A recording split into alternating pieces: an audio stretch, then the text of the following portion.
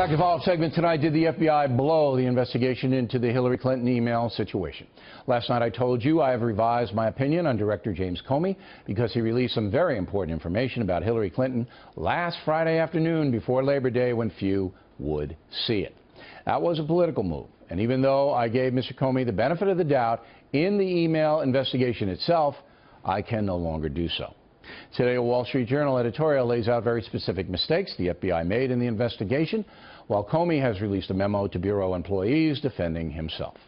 Joining us now from Washington, Ronald Kessler, author of the book First Family, Detail, now out in paperback, and Ron Hosko, former assistant director of the FBI. Did you work with Mr. Comey at the FBI, or were you before him?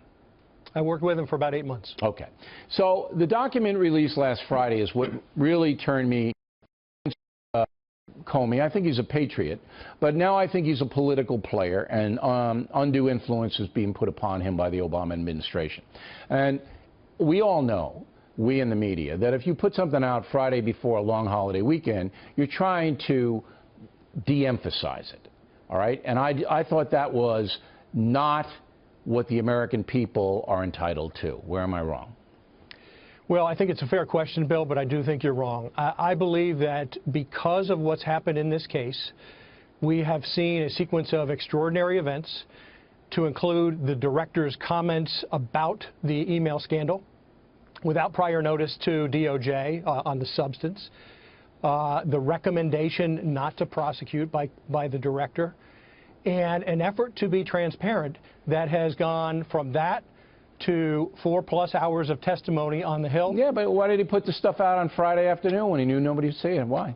Yeah, here's why I think that occurred. I believe this has been a continuous effort since his testimony to package up the information about this investigation.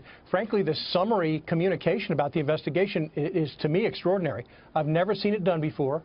Even though there are redacted parts, he is purging. No, he's giving you're not to the really public answering my question detail about when it came out. Mr. Kessler, why don't you take a crack at it? Friday afternoon before Labor Day, everybody knows they don't want people to see it. Why do you do it? This may come as a surprise, but FBI agents are human beings, and like the rest of us, we like to finish our work by the end of the week before a long holiday weekend. Come on. And, you know, he could put it out Thursday. The FBI is a discipline bureau. He could have said to his guys, I needed Thursday afternoon at 2.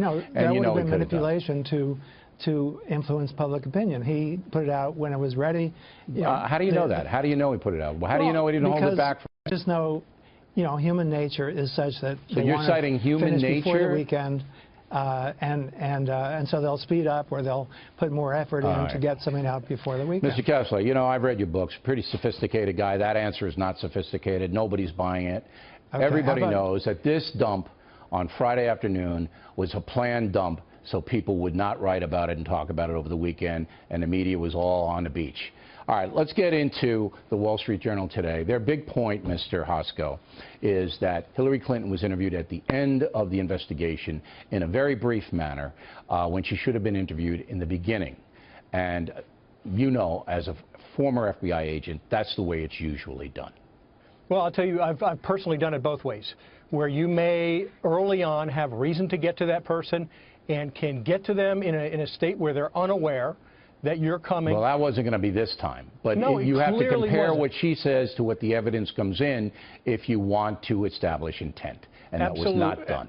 Absolutely. Well, I hear what you're saying. Thank you. But I've seen it done the other way, too, Bill. All right, but it's not the right way to do it. No, I'll tell you here, let's not kid ourselves.